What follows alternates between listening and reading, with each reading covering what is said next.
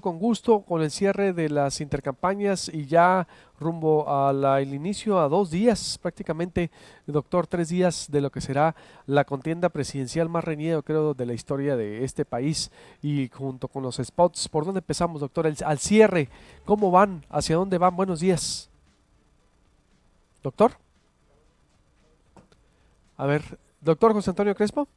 Sí, Ahí está, disculpe, teníamos. Le decía, el cierre de las intercampañas, de las campañas, ¿cómo están los candidatos presidenciales y hacia dónde van? ¿Cómo cerraron? ¿Cómo los ve? bueno, pues lo que nos dicen las encuestas en el promedio es que tanto Mid como Anaya bajaron un poco, y los que crecieron fueron Margarita Zavala y Andrés López Obrador. Entonces la distancia de López Obrador respecto de sus rivales creció.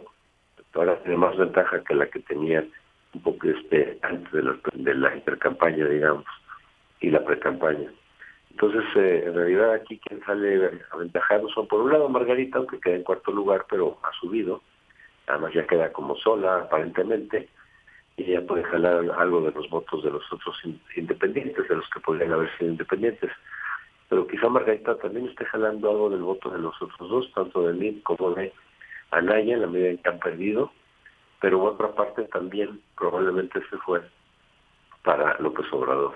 Entonces la distancia de López Obrador es mayor, entra con pie derecho, digamos, a las campañas López Obrador, y entonces aquí la pregunta es seguir viendo todavía, aunque aparece Anaya en segundo lugar, todavía no está claro que se vaya a consolidar ahí en esa posición.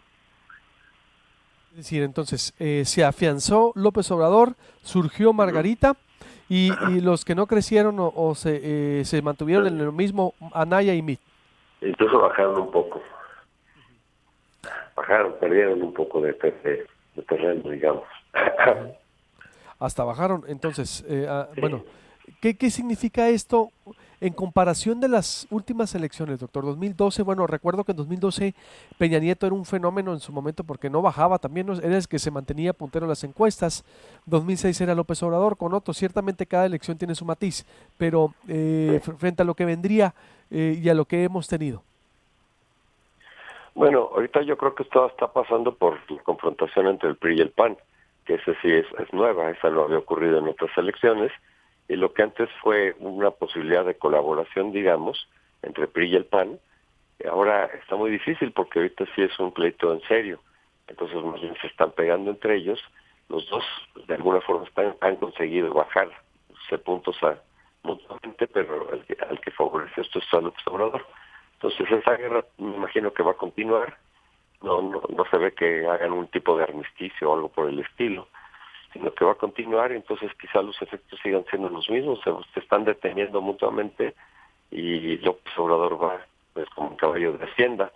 Pero, en fin, falta ver los debates, esos pueden cambiar, han cambiado muchas veces en otras elecciones, han cambiado la ruta de la elección, las tendencias, falta por ver aquí qué pasa con estos debates, pues las propuestas de los candidatos, etcétera. Entonces, todavía no está definido esto, aunque claramente las probabilidades para los observadores son muy elevadas.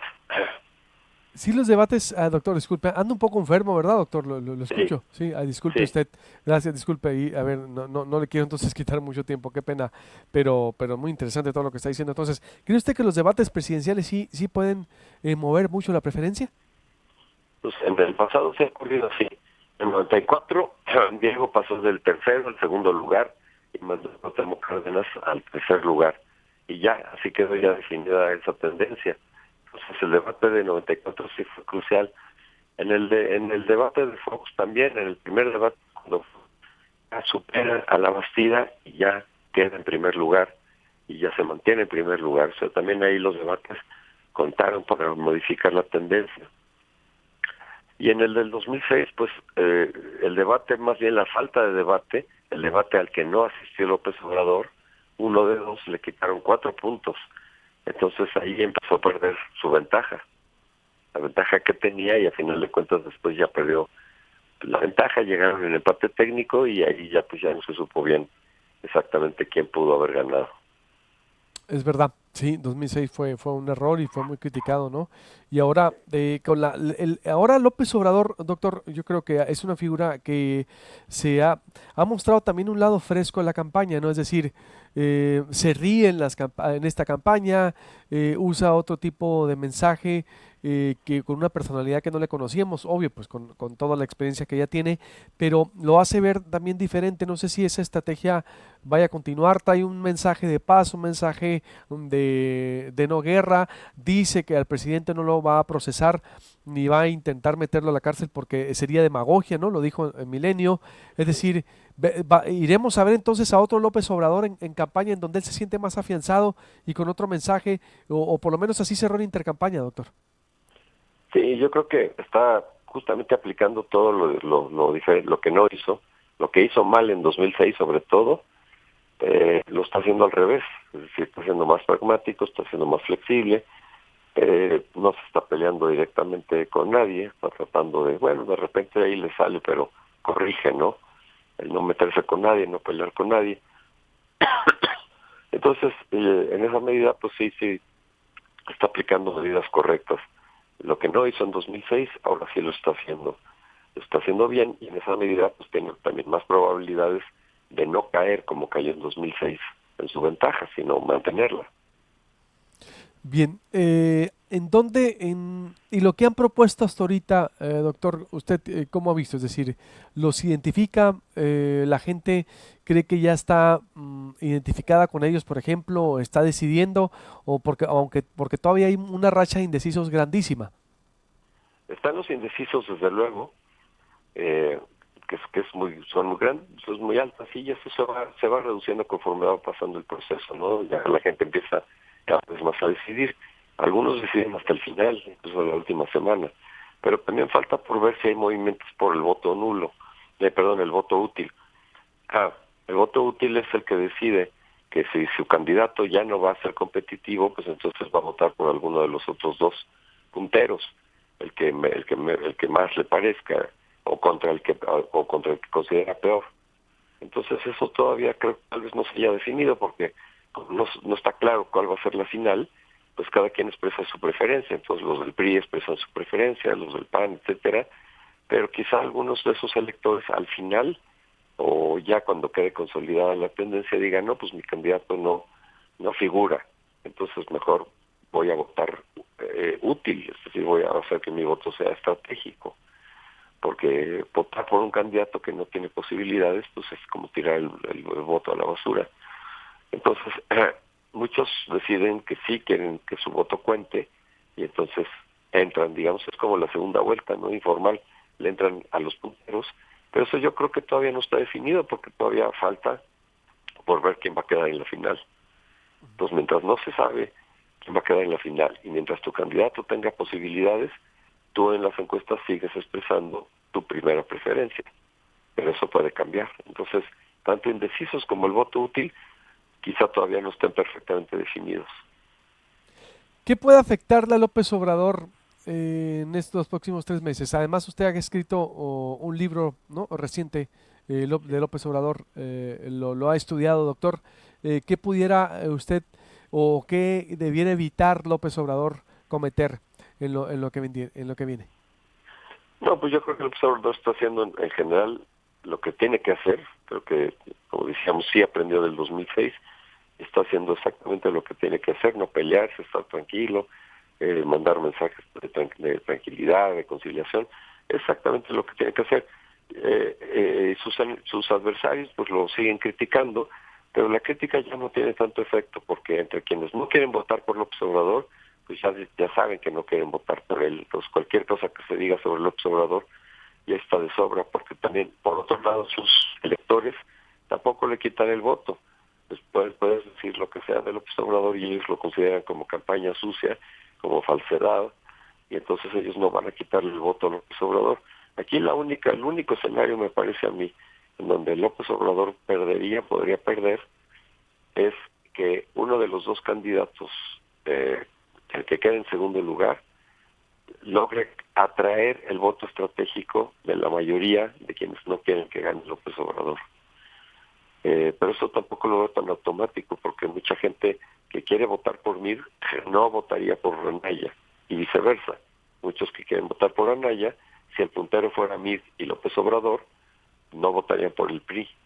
Entonces es muy probable, a menos que esa gente cambie de su decisión al final y diga, no, pues a ver, es más fuerte mi antiobradorismo que cualquier otra cosa. Entonces que congreguen su voto en el que le puede ganar a López Obrador. Eso es lo único que yo imagino que pudiera, el único escenario en el cual pueda perder López Obrador, que se congregue el voto estratégico antiobradorista en el puntero que le pueda ganar a López Obrador, pero no está muy claro que eso pueda o vaya a pasar. Por lo que digo, porque mucha gente que le va a Anaya no le va a Mid y viceversa, y porque no están peleados. Entonces los votos útiles, la transferencia de voto útil del PRI al PAN o viceversa, se ve más complicado ahora también. Y además, también no se estará fraguando ahorita un tipo de ola de cambio como en el 2000, doctor, es decir, un voto de hartazgo que Sí, aquí se siente, la verdad, créame, sin ser experto en encuestas, digo solo el lector, pero a donde va la gente, aquí en Hermosillo está muy harta con lo mismo de los gobiernos, sea PRI, PAN, y a quien le preguntas, el magisterio ni se diga aquí, desilusionado, es decir, ve una especie de clamor de cambio nacional, es decir, insisto, hasta este momento no sabemos qué va a pasar, pero sí el pulso nacional, doctor, ¿cómo lo siente usted desde sí, allá? sí, con mucho más hartazgo que en elecciones previas, ¿no? Y Ajá, por lo mismo, quien ha decidido votar por López Obrador, además de ser numéricamente más, yo creo ahora numéricamente va a ser más, al mismo tiempo no le quitan a López Obrador su voto, diga lo que diga o haga lo que haga, ¿no? Ya es un voto como muy firme. Pero sin embargo no pasa del 40% en el mejor de los casos. Pues de todas maneras hay una mayoría, pese al hartazgo, pese a todo ese ánimo pues ya de malestar, de enojo, sigue habiendo un 60 o 65% de gente que no votaría por López Obrador, pese a todo. Entonces, de nuevo, si ese 60 o 65 se congrega mayoritariamente en el opositor a López Obrador, en quien esté enfrente de López Obrador, pues entonces podría ganar el adversario de López Obrador si congrega la mayoría de los antiobradoristas que siguen siendo mayoría del electorado. exacto. Pero lo que sí vemos entonces en medio de toda este río revuelto, el menos beneficiado sigue siendo el PRI. Es decir, el PRI sigue estando en la lona con todo esto. O no creo que MIT capitalice el anti-López Obradorismo. O pudiera capitalizarlo, no sé, no sé. No, pues el que lo puede capitalizar es el que se ubique, se consolide en segundo lugar, que Bueno, hasta ahorita es Anaya, sí, hasta ahora es Anaya, pero lo están golpeando mucho también a Anaya, ¿no? Con las acusaciones y las denuncias, etcétera, lo están golpeando.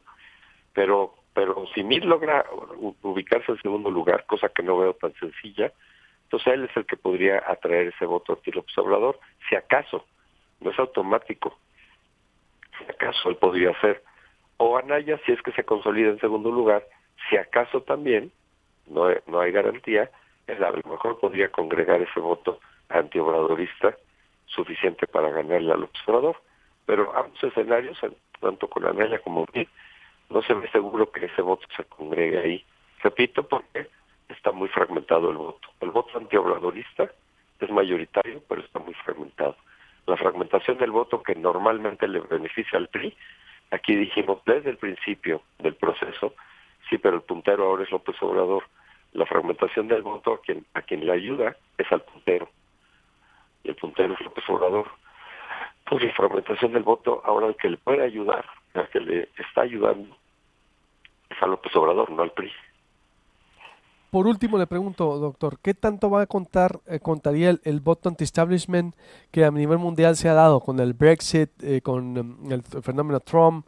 Bueno, Francia logró nomás con Macron revertir a Le Pen, pero hay una tendencia que se repitió por allá en los 60, 70, la tercera ola, Portugal, es decir, siempre somos también vamos a decirlo, seguimos esa línea del mundo, doctor. Los cambios culturales, las revoluciones, los cambios políticos siempre devienen de lo que ocurre en otras partes del mundo. ¿Cree que eso también puede influir? Está influyendo, yo creo, Está pero influyendo, ¿no? sí, pero no tanto porque la gente diga, mira, como en Estados Unidos ya pasó esto y así, No, pues sino porque los fenómenos afectan a varios países, entonces internamente esos países empiezan a reaccionar igual. Entonces, sí, aquí lo que hay es también un problema, un sentimiento antisistema, y el que lo representa mejor es López Obrador. Es decir, un deseo de cambio por insatisfacción de lo que ha habido hasta ahora, porque no se cumplen adecuadamente los objetivos que la gente quiere. Y aquí el caso de la corrupción, que es muy fuerte, es un elemento fundamental. En el caso de México, la corrupción que ha habido este sexenio, que ha sido enorme y que ha sido muy cínica, y que hubo poco castigo y se hizo poco para prevenirla, pues eso también es un factor que está influyendo en que mucha gente ya quiera cambiar de modelo y quiera cambiar de sistema. Sí, exacto. Pues doctor, le agradezco mucho porque también veo que anda ahí un poco malito. Le mando un abrazo y lo contactamos ya para la próxima semana ya que arranque y vea cómo está todo esto rumbo a julio, doctor. Que Ok, descanse. cómo no, gracias, hasta luego. Hasta luego, doctor José Antonio.